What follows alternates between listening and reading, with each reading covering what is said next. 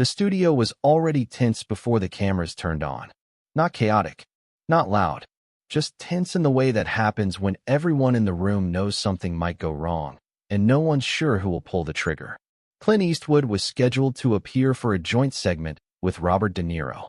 It had been pitched as a tribute to longevity, two legends reflecting on legacy. But that was just the version the public saw. Behind the scenes, there were emails, conditions, and warnings. Clint Eastwood had only agreed to appear if the segment stayed professional. That meant no ambushes, no politics, and no attempts to pit the two actors against each other. Robert De Niro had agreed too, or at least his team had. But just minutes before they walked onto the set, one of the producers changed the cue cards. And Robert saw them. When they finally stepped onto the stage, the applause was loud and automatic. People were clapping for names, not for presence. Clint nodded to the crowd once, then sat. Robert waved longer, smiling wide. The hosts were already smiling too tightly. Whoopi leaned forward first. "This is a rare moment," she said. "Two icons, one table. We're not sure how we got so lucky." Clint didn't smile. "Then don't push it." A ripple of laughter moved through the crowd, but it didn't grow. Something about the way Clint had said it wasn't playful. Joy Behar took over. "Let's start with the easy stuff. Clint, you've played more lawmen than anyone in Hollywood. Robert, you've played more outlaws.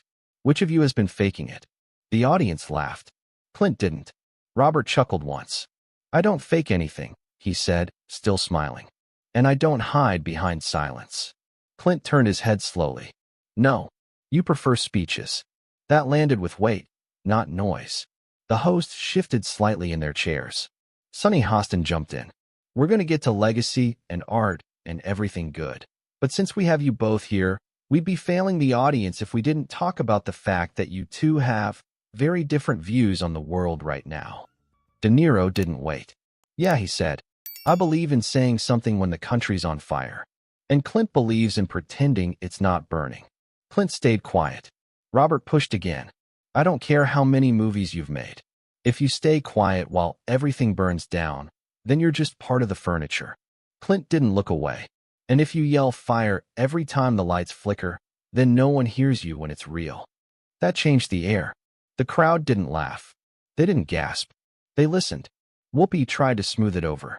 "Okay, let's pull back. Let's not turn this into..." Clint spoke. "Calm, clear. You brought us here to clash. Don't pretend you didn't." Joy laughed nervously. "Oh, come on, Clint. This is daytime TV. Nobody's trying to pick a fight." "You just did," Clint said. "You always do. You frame it like conversation, but it's not. It's bait." De Niro looked over. "You think you're being ambushed? You think this is hostile? Maybe you're just not used to being challenged." "I'm challenged every time someone turns on the news," Clint replied. "But I don't need a scripted segment pretending to be a discussion." That hit. Not hard, just deep. The audience quieted. Robert leaned forward. "I've had enough of this whole I'm above it act. You backed a man who divided this country." Clint nodded once. "And you backed people who pretended they didn't. That's the only difference." Joy tried again. "Let's stick to movies." "No," Clint said. "Let's not." For the first time all morning, he raised his voice. Not loud, just firm. "You wanted real. Let's talk real. Robert, you use your platform to scream. I use mine to reflect. We just value different things." Robert scoffed. "You call silence reflection?" Clint answered, not to Robert, but to the room. "I call screaming into a camera from a stage in Manhattan not bravery, but performance." There it was. A slow exhale moved through the crowd. Robert stood up. Not fast, not explosive, just enough to make it clear. "I don't need to sit here and be lectured about bravery by someone who won't even say the name of the man he helped elect." Clint didn't flinch. "And I don't need to sit next to someone who only shows up when there's a headline to chase." Whoopi spoke, but softly now. "Robert, please." Robert turned. "This is garbage," he said. "You brought me here to have a conversation. Instead, you put me next to someone who thinks he's too good to talk, but not too good to signal what side he's on." Clint stood now too. And that silence, the one that feels like a room forgetting how to breathe, hit hard. Clint didn't look angry, just still. "You think yelling makes you right," he said. "It doesn't. It just makes you louder. Robert turned to walk off, then paused. Turned back. You're a coward. Clint didn't respond at first. Then he stepped forward and said it. The sentence no one had planned for. The one that would break open the second half of the show. The one producers would try to bury. If standing still while you shout makes me a coward, Clint said, then maybe the bravest thing in this country is the part that stopped listening. Robert didn't respond. He walked off. The audience stayed silent. The producers didn't call cut. And Clint Eastwood didn't return to his seat. He stayed standing. And what he would say next, in front of everyone, without permission, without editing, would be the thing the View could never undo. Clint Eastwood didn't sit back down. He remained standing as Robert De Niro disappeared behind the curtain. The stage was frozen. The hosts weren't moving. The producers behind the cameras weren't speaking. The audience wasn't clapping. And Clint was just beginning.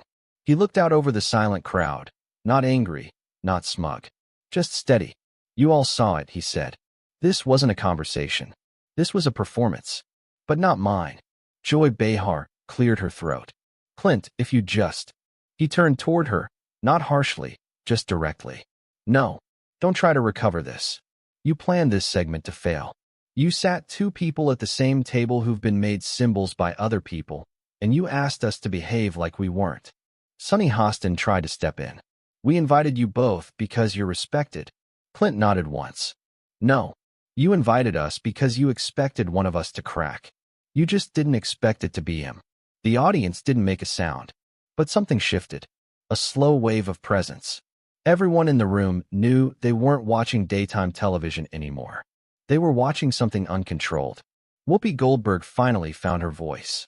Okay, but Clint, let's be honest. You've been silent on things that matter. When people with your influence say nothing. Clint interrupted, calmly. That's not honesty. That's accusation. Whoopi stopped. Clint continued. When silence offends you more than slander, it's not truth you're after. It's obedience. That sentence didn't come with volume. It didn't need to. It came with weight. And the weight landed. Somewhere offstage, a producer was waving at the control room. The teleprompter had stopped moving. The segment was no longer following any script. The only thing rolling now was truth. And the only one speaking it was the guest they hadn't expected to take control. Clint looked back toward the empty seat where Robert had been. I've known Robert a long time, he said. He's not a bad man. But he's become convinced that rage is righteousness. That shouting down disagreement is how you show strength. He paused. I came here to promote a film. That's what this was supposed to be. But apparently, we're doing something else. Joy tried again. We can still talk about the movie, if you want. Clint looked at her for a long moment, then said, No, I think we should talk about something real for once. That silence again. Deep, slow silence. The kind that presses against the inside of the room and holds everyone in place. Clint turned to the audience. Every week, people sit at this table and pretend it's a conversation. But it's not. It's a courtroom. One where the guest is already guilty. You just wait for the moment to prove it on camera. No one replied. He went on. I've seen this show take down people who didn't deserve it.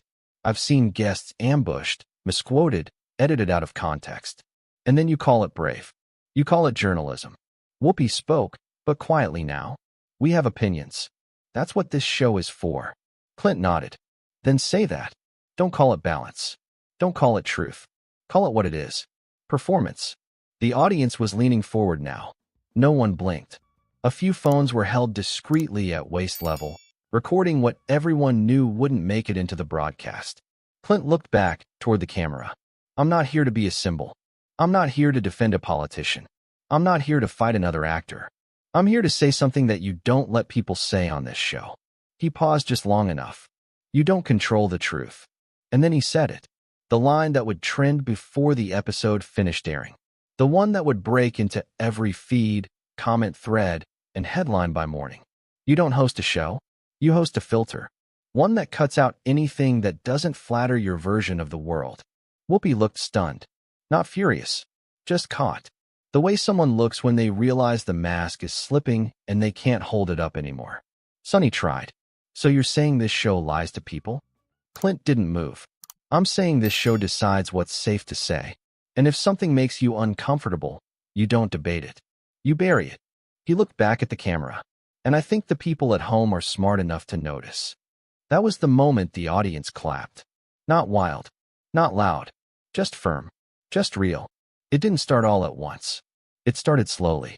A few hands, then more. It wasn't applause for drama. It was applause for dignity. Clint looked around the table one last time. "I'm going to leave now," he said. "Not because I'm angry, but because I think this moment says more than anything else could." He picked up his coffee cup, drank once, set it down, and then, without waiting for permission or a cue or a final word from the hosts, he walked off the stage. Not rushed, not rattled, just done. The camera didn't cut. The crew didn't move. The hosts sat quietly, unsure how to recover. Joy finally said something, but her voice was flat. "Well, we'll be right back." The music rolled, but no one heard it, because in every room where that show played, people weren't watching the next segment. They were replaying what had just happened. By the time Clint Eastwood walked out of the studio and into the sunlight, the clips had already started spreading. Eastwood destroys De Niro on The View. Clint walks out with dignity. Talk show ambush fails on live TV. And within 24 hours, something happened that no one at the network expected. The show's audience shrank. The next day, Whoopi issued a vague comment about passionate moments. Joy tried to reframe it as spirited disagreement. Robert released a short quote about refusing to stand beside silence.